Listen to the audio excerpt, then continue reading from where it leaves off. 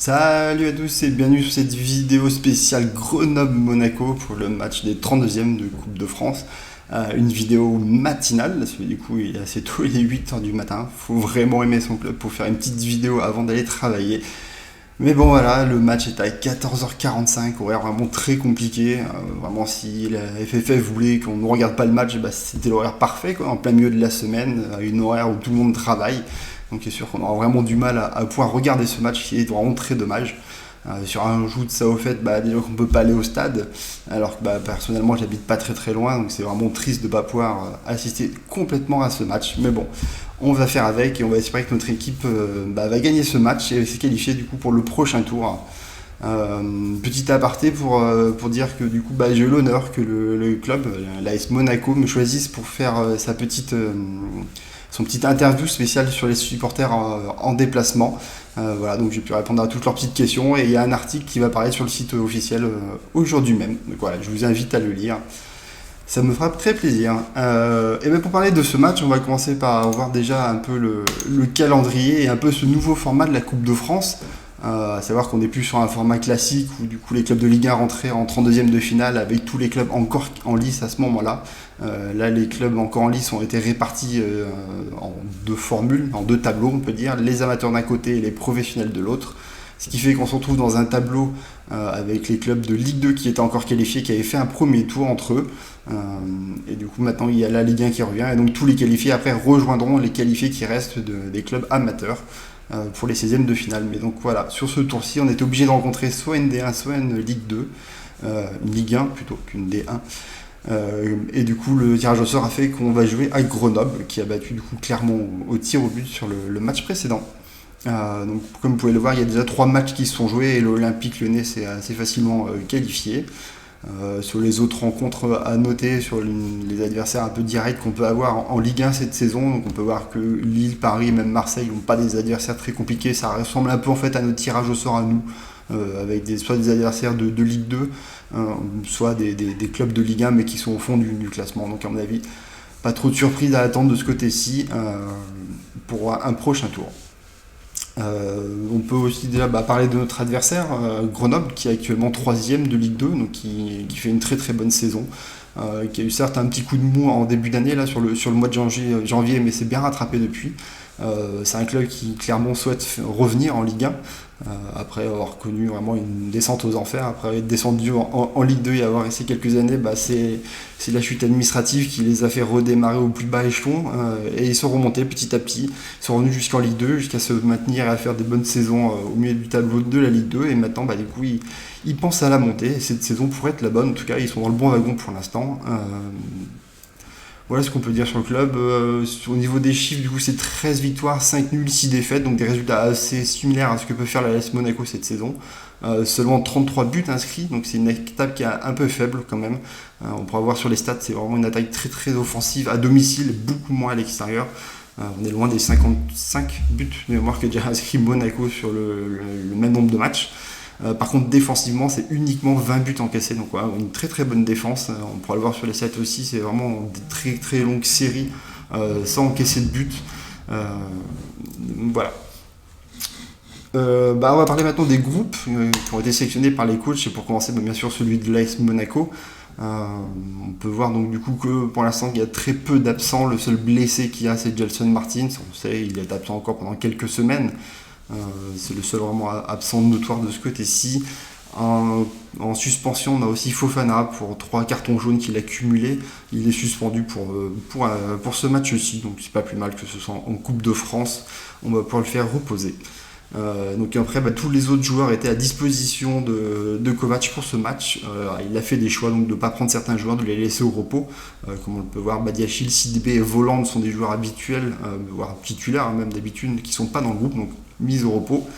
On peut se poser la question pour Mannone qui n'est pas dans le groupe. Il n'était déjà pas du déplacement ce week-end. On peut se poser la question s'il n'a pas un petit souci, s'il y a pas quelque chose qui fait qu'il ne soit pas non plus dans le groupe, à la place déjà de Lecomte, qui on sait qu'il n'y jouera pas, donc pas forcément l'intérêt de le mettre sur le banc. Après, même si on sait que c'est Majeki qui va jouer, parce que ça a été annoncé, et qu'il n'y a pas de hiérarchie établie sur les numéros 2, de ce que a dit Kovac, On peut se poser la question pourquoi il n'est pas le deuxième gardien qui va s'asseoir sur le banc sur cette rencontre. Même, c'est comme je le disais, généralement on prend toujours 3 gardiens en déplacement, donc là c'est assez étrange aussi qu'il n'y ait toujours que 2 gardiens, donc ça fait poser vraiment la question de savoir s'il n'y a pas un petit problème de son côté, petit pépin physique ou personnel, à voir. Voilà, sinon on peut noter les retours dans les groupes de Milo, ça fait quelques temps qu'il n'y était pas, et surtout de Goebbels. On peut espérer qu'il ait un peu de temps de jeu, parce qu'en Ligue 1 c'est un peu compliqué, donc s'il arrive à gratter un peu de temps de jeu en Coupe de France et à bien se faire voir, ça pourrait être une bonne nouvelle pour nous. Voilà, sinon le reste du groupe est assez classique, même si à mon avis il y a pas de joueurs qui vont seulement s'asseoir sur le banc, parce qu'il va falloir faire tourner un peu et reposer, parce que on enchaîne tout de suite ce week-end avec le match contre l'Orient. Côté suspension possible, du coup, on a Voland et Badiachil qui ne joueront pas, donc c'est pas plus mal. Ça leur évitera de prendre un carton jaune pour être suspendu, c'est contre Brest de mémoire. Mais on a toujours du coup Dissassi qui est sur son 10e match de sursis, donc s'il ne prend pas carton jaune, ce sera bon, il ne sera pas suspendu. Et quant à Maripane, il nous reste 2 matchs à faire, donc celui-ci est le match de ce week-end, pour éviter de prendre un carton jaune et être suspendu aussi. Petit point du coup sur le groupe de Grenoble. Donc là aussi c'est un groupe assez classique. Attendez, hop, on va enlever ça. Voilà, c'est un groupe assez classique, quasiment tous les joueurs qui sont à disposition ont été sélectionnés, il n'y a pas de mise au repos en tout cas de ce côté-ci. 21 joueurs, donc un seul ne sera pas dans le groupe. A noter que du coup côté monégasque, c'est 20 joueurs qui sont disponibles, qui sont dans le groupe, donc ils seront tous là. Dans les absents, on a Gaspard, l'ancien monégasque qui joue à Grenoble et qui est même d'habitude titulaire. Là, il est blessé depuis un certain temps et il est sur le retour, donc un peu trop juste pour jouer sur cette rencontre. Ensuite, on a le gardien titulaire qui est absent déjà depuis 2 matchs pour blessure, Maubleu. Donc forcément, ce ne sera pas le gardien titulaire qu'on aura dans les cages. Après 2 suspendus et 2 joueurs qui sont plus titulaires en plus, donc mon frère Tapoko, en espérant que je le prononce bien, donc des joueurs qui ont joué plus d'une vingtaine de matchs chacun en plus, donc vraiment des titulaires. C'est plutôt une bonne nouvelle pour Grenoble dans le cas où Grenoble, pour Monaco, dans le cas où Grenoble aurait souhaité mettre une équipe titulaire. Et après, non, c'est plus un choix de l'entraîneur pour Ondan, qui n'a pas énormément de matchs et qui n'est même pas annoncé par l'équipe dans les absents. Voilà ce qu'on peut dire du coup sur le groupe. Côté statistiques entre les 2 équipes, du coup je suis allé chercher les statistiques de Ligue 2 pour Grenoble pour afficher à peu près la même chose que pour Monaco, pour pouvoir comparer un peu les 2 équipes. Comme on peut le voir, la série de Monaco est assez incroyable, donc il ne reste plus que sur la petite série le match contre Lens qu'on espère vite gommer et avoir un beau petit vert pour Grenoble, pour vraiment avoir une série de 10 matchs sans défaite, ce serait vraiment magnifique. Côté Grenoble, voilà, comme je disais, le début d'année a été assez compliqué avec un enchaînement de mauvais résultats, mais depuis là, voilà, ils se sont repris avec 2 belles victoires. Comme on peut le voir au niveau statistique, même si c'est une équipe qui inscrit pas beaucoup de buts à domicile, par contre c'est le carton plein, c'est 2,18 buts inscrits par match. C'est la 2e meilleure attaque à domicile de la Ligue 2. C'est aussi la 3e meilleure défense avec seulement 7 buts encaissés en 10 matchs, vraiment très très peu. Et du coup c'est une équipe qui est invaincue à l'heure actuelle à domicile en Ligue 2, donc 9 victoires et 2 matchs nuls pour 0 défaite. Donc vraiment attention à cette équipe qui défend vraiment très bien. On peut le voir sur le graphique tout en bas sur les buts encaissés. Ils ont une période de 15 matchs où ils encaissent que 6 buts. Vraiment une défense vraiment très très très bonne sur cette période-là. Ça a été un peu plus compliqué, comme on l'a vu là sur le mois de janvier où ils ont encaissé pas mal de buts sur le début du mois. Et ça va un peu mieux depuis. Offensivement, comme on peut le voir, voilà, c'est surtout à l'extérieur. Ils ont, je crois, 0,7 buts inscrits à l'extérieur de moyenne, ce qui est très très peu. Et c'est à domicile surtout qui prennent tous leurs points et qui font de très très bons résultats, qui sont redoutables. Et malheureusement, le match il est à domicile, il est chez eux. Donc il va falloir faire très attention à cette équipe-là. Monaco n'est pas en reste à l'extérieur, parce qu'on est quand même sur une série de 5 victoires consécutives. Donc vraiment une très très bonne série aussi de ce côté-ci. Même si quand on regarde les matchs de plus près, c'est toujours assez compliqué, on gagne de pas grand chose non plus à l'extérieur, on peut se faire peur par moment. Alors, on repense tous forcément au match de ce week-end et on espère ne pas revivre la même chose à une défense avec des errements comme ça. Voilà, offensivement c'est 1,84 buts inscrits, donc on tourne quand même très facilement autour des 2 buts inscrits même à l'extérieur, donc vraiment une équipe très très bonne. Mais voilà, c'est 1,67 buts encaissés, ce qui est beaucoup et qui laisse penser que Grenoble arrivera à un moment donné à trouver la faille, à mon avis, de notre défense, sachant qu'on va faire tourner en plus, donc encore plus de facilité pour trouver des erreurs dans notre défense. Côté historique, maintenant, entre les deux clubs, il y en a très peu. Donc, j'ai affiché seulement l'historique là sur les dernières années, parce qu'il me semble qu'il y a des matchs quand même dans les années 60. Vraiment, quand Grenoble a été remonté là aussi en Ligue 1. Donc c'est vraiment que les matchs les dernières années quand Grenoble est remonté en Ligue 1. Elle a fait 2 saisons, donc il y a eu 5 rencontres parce qu'il y a aussi un match de Coupe de France déjà, qu'on avait perdu 2-0 chez eux. Comme vous pouvez le voir, les résultats sont pas forcément favorables pour nous, il n'y a qu'une seule victoire de notre côté. 1-0 en plus, les 2 derniers matchs sont soldés par des vieux 0-0, alors que je rappelle que le club de Grenoble était dans une série de matchs en victoire assez catastrophique en tout début de saison, quoi, et on a une des rares équipes à pas réussi à leur prendre des points. Plus que 1 point, pour être exact. Voilà, donc on va espérer faire renverser cette tendance, arriver à gagner notre premier match de Coupe de France contre eux quand même, ce serait bien. Et du coup arrêter cette série de 3 matchs sans victoire contre eux. Les compos médias du coup qui sont sortis ce matin, donc de Nice Matin et de l'équipe, des compos complètement différentes. Déjà Nice Matin part sur le 4-4-2, donc même si on peut imaginer comment ça se passe en phase offensive, ça me paraît assez compliqué de voir que Aguilar est au poste pour poste avec Sidibé. Ça veut dire qu'il rentrerait dans le système de la défense à 3, ce que j'imagine très mal pour un joueur aussi offensif que lui, doit rester vraiment à l'arrière comme le fait Sidibé actuellement. Donc ça, j'ai plus de doutes sur ce positionnement-là. On peut voir que s'ils ont choisi de laisser Tchouaméni titulaire, pour moi ce serait bien de le mettre au repos, tout comme Ben Yedder aussi, qui lui est sorti assez rapidement du match contre Nîmes, donc peut-être qu'il pourrait être titulaire. Sinon on retrouve les habituels, voilà, Jovetic, Golovin et Diatta qui devraient être titulaires, ça annonce à peu près par les 2 équipes.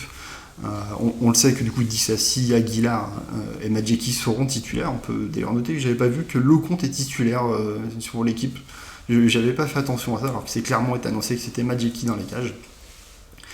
Balotouri qui nous fait un très bon match devrait lui aussi être reconduit, mais qu'après il a l'air d'avoir une rotation avec Enrique, on ne sait jamais comment ça fonctionne, si c'est vraiment à la performance, à ce qui se passe à l'entraînement, ou si c'est vraiment un match sur 2 pour l'un pour l'autre. Voilà, ça pose des questions. Côté de l'équipe, du coup, ils sont plus repartis sur le système avec la défense à 3, qui moi me plaît plus, avec Amatsima qui du coup jouerait. Du coup, dans les 2 compos, on va voir que Louis est titulaire, alors que Matazo est uniquement présent sur celui de l'équipe. Contrairement donc, à Nice Matin qui choisissent Tchouaméni. Aucune des 2 ne met Fabregas titulaire, alors qu'a priori il serait annoncé comme titulaire. C'est assez surprenant aussi. Et voilà, donc l'équipe finit quand même avec un Pellegrini titulaire, qui paraîtrait assez surprenant de vraiment faire tourner encore à ce niveau-là. Côté Grenoble, on retrouve du coup le 4-3-3 classique, c'est la formation dans laquelle joue Grenoble depuis le début de la saison en Ligue 2. Par contre, j'ai essayé un peu d'analyser les joueurs qui ont été mis sur les 2 compos. Il n'y a rien qui est équivalent quasiment. Les choix des joueurs sont complètement différents. Il y a des mix dans les 2 compos entre les titulaires et les remplaçants. Donc du coup, c'est pas évident de savoir s'il y a vraiment une rotation qui va être faite, si ça va être que les titulaires, la meilleure équipe possible. En tout cas, les médias ne permettent pas d'avoir d'informations, sachant qu'il n'y a pas de joueurs vraiment phares à Grenoble. Quand on regarde les statistiques, il n'y a pas un joueur qui surnage comme nous. Ça peut être Ben Yedder et Bolland qui sont vraiment des statistiques qui sont très très au-dessus de la moyenne, même du championnat. Du côté grenoblois, le danger vient vraiment de partout. Énormément de joueurs sont à 4-5 buts et avec toujours aussi quelques passes décisives. Donc voilà, tout le monde est buteur, passeur dans le club. Le danger vient vraiment de partout. Petit point du coup sur l'arbitre, et du coup c'est une grande première du coup pour Bastien De Chépy. Il a arbitré aucun match de l'AS Monaco, donc depuis 2016 que moi je tiens les stats, il n'y était pas, je suis allé regarder pour vérifier, et du coup non plus, il n'avait pas de match parce que du coup il officiait pas en Ligue 1. Par contre, du coup, c'est un arbitre qui fait pas mal de Ligue 2. Il est en Ligue 1 depuis cette année, donc il n'a pas fait un match de Monaco. En tout cas, il a fait 7 matchs de Grenoble avec un bon bilan de mémoire. Il est plutôt positif. Je crois qu'il n'y a qu'une seule défaite. À noter du coup qu'il a aussi donné 3 pénaltys à Grenoble et aucun contre Grenoble. Bon, après, voilà, c'est des petites statistiques. Il ne faut pas forcément en tirer forcément des conclusions là-dessus. On verra bien ce qu'il va donner pour son premier match. Les pronos ASM, et là c'est vraiment très très compliqué, arriver à savoir ce qu'il faut mettre en place. Ça n'a pas été facile, je suis même pas sûr encore que ça ne bouge pas un petit peu si on gagne un peu des infos dans la journée. Pour ma part du coup je suis parti du coup avec Madjeki dans les cages forcément parce que ça a été annoncé. Pour la défense, je repars sur une défense à 3 en remplaçant uniquement Sidibé. par Matsima qui avait déjà joué ce rôle contre le PSG, notre troisième défenseur central. Je pense qu'il a besoin de temps de jeu et que je le vois bien sur ce match-là. Et personnellement, Aguilar qui sera titulaire pour moi va jouer le rôle de piston et pas d'un troisième défenseur comme Sidibé le fait actuellement. De l'autre côté, j'ai tranché du coup pour Ballo Touré plutôt que Enrique, parce que pour moi il fait un bon match, donc il mérite d'être dans cette continuité. Le milieu de terrain, c'est là où c'est le plus compliqué, où j'ai le plus de mal à choisir. Je vois que les médias ne mettent pas Fabregas. Alors est-ce qu'il n'est pas apte à faire au moins 60 minutes et que du coup il serait que remplaçant? Il faut que je retourne vraiment voir ce qui a été dit par Kovac pour être sûr de voir s'il va être titulaire ou pas. Pour moi, Tchouaméni devrait être au repos, ce serait quand même intéressant de le faire reposer, il a quand même beaucoup enchaîné. Pour moi, Louis, c'est vraiment plus loin dans la rotation, je le vois plus sur le banc. Matazo, qui a plus souvent été appelé par Kovac, donc je l'imagine lui plus jouer. En plus, il a plus un rôle comme Tchouaméni, donc je le vois plus le remplacer poste pour poste. Offensivement, forcément Jovetic titulaire, ça paraît logique vu les petites entrées en jeu qu'il a fait et les bonnes perfs qu'il a fait, qu'il ait ce rôle de titulaire, mais j'imagine très bien aussi qu'il puisse être dans un de ces deux attaquants sur les côtés et qu'on retrouve Ben Yedder titulaire. Ça ne m'étonnerait pas non plus, vu qu'il a été sorti très très tôt, qu'on cherche à lui redonner de la confiance et d'avoir toujours un peu de temps de jeu pour garder la forme. Il n'a pas l'air forcément fatigué, ça a plus d'être un manque de confiance et de rythme pour tenir tout un match. Voilà, Golovin, forcément, faut continuer à lui donner du temps de jeu. Je pense surtout que c'est Diop qu'il faut reposer. Donc pour moi, voilà, Golovin titulaire, surtout après le très bon match qu'il a fait, autant en profiter s'il peut arriver à continuer à surfer sur ces très bonnes performances, ce serait vraiment très très bien. Et ensuite, j'ai fait le choix de Diatta qui avait été mis sur le banc au précédent match, qui n'a pas fait une rentrée folle contre Nîmes, donc voilà, je l'imagine bien titulaire sur ce match-là. Après, à voir si c'est en tant qu'attaquant, là, donc ce sera à la place de Voland, ou est-ce que ce sera en tant que piston, c'est-à-dire que du coup ce serait Aguilar qui serait de l'autre côté à la place de Ballo Touré. Je trouverais ça assez dommage du coup de rechanger encore Aguilar de côté. Voilà, en tout cas, on verra bien, ça va être une grosse surprise. Mon objectif, c'est au moins d'essayer de glaner 8 points là-dessus, parce que c'est vraiment très compliqué cet exercice en Coupe de France où il y a des rotations, qu'on n'a pas trop d'infos. Donc on verra bien. Côté pronostic, là aussi pas simple, je vois plutôt un match tendu, avec très peu de buts. Il y en a quand même 3 annoncés, parce que j'ai envie de voir une victoire. J'hésitais quand même avec le 1-1, parce que j'imagine peut-être une victoire en prolongation. Attention, le score s'arrête à bout de 90 minutes. Ça va pas être simple de jouer contre Grenoble, comme on l'a vu, c'est une équipe qui est à domicile, en plus qui est à domicile est assez sereine. Certes, qu'il y a des absents importants, mais du coup qui a l'air quand même d'avoir un effectif qui tourne bien. Monaco est très bon à l'extérieur, mais on a pu voir qu'il peut se faire peur contre les petites équipes. Et là, c'est pas une petite équipe, c'est une équipe qui est en pleine confiance, qui tourne bien, qui offensivement en plus est très productive à domicile. Donc attention, moi je pars plutôt sur un score assez léger avec un seul but d'écart. Est-ce qu'il y aura un but de Monaco sur les deux mi-temps? Je m'attendais plutôt que les votes soient du 50-50, pourtant on est largement sur du oui positif. Donc je vais aller regarder un peu les statistiques, et c'est vrai que côté monégasque, sur les 8 derniers matchs, il n'y a que contre l'OM, pourtant on en a mis 3, mais c'est les 3 en deuxième mi-temps. Sinon tous les autres matchs, on a mis des buts sur les deux mi-temps. Forcément qu'on inscrit beaucoup de buts comme actuellement, ça permet d'en mettre un peu de partout. Et de l'autre côté grenoblois, sur les buts encaissés, forcément, c'est plutôt l'inverse. Sur les 6 derniers matchs, Grenoble n'a pas encaissé de buts sur les deux mi-temps, forcément parce qu'ils défendent bien et encaissent les buts que sur une mi-temps. Il faut remonter du coup aux 2 matchs d'avant pour les voir encaisser des buts sur les deux mi-temps. Donc bon, j'étais assez partagé, le fait que tout le monde vote pour le oui, je vais pas bêtement perdre un point là-dessus, donc je vais un peu suivre le groupe pour assurer un peu un point là-dessus. Est-ce que Aguilar soit décisif? J'ai choisi de dire non, même s'il est annoncé comme titulaire, sur un rôle de piston qui lui permettra peut-être d'être plus offensif. C'est un joueur qui n'est pas non plus un buteur ou même centreur qui fait énormément de passes décisives dans la saison. Et certes, contre son ancien club, il va chercher à se montrer, mais voilà, pour moi, il y a moins de chances qu'il n'en inscrive pas que qu'il en inscrive. Et pour le monégasque du match, je suis parti sur l'attaquant qui pour moi devrait être assuré d'être titulaire, pas forcément en termes de pur attaquant, peut-être qu'il sera en second attaquant, mais normalement il devrait jouer ce match. C'est un match à sa portée, c'est un joueur qui a quand même bien brillé avec nous en Coupe de la Ligue ou en Coupe de France sur les derniers matchs.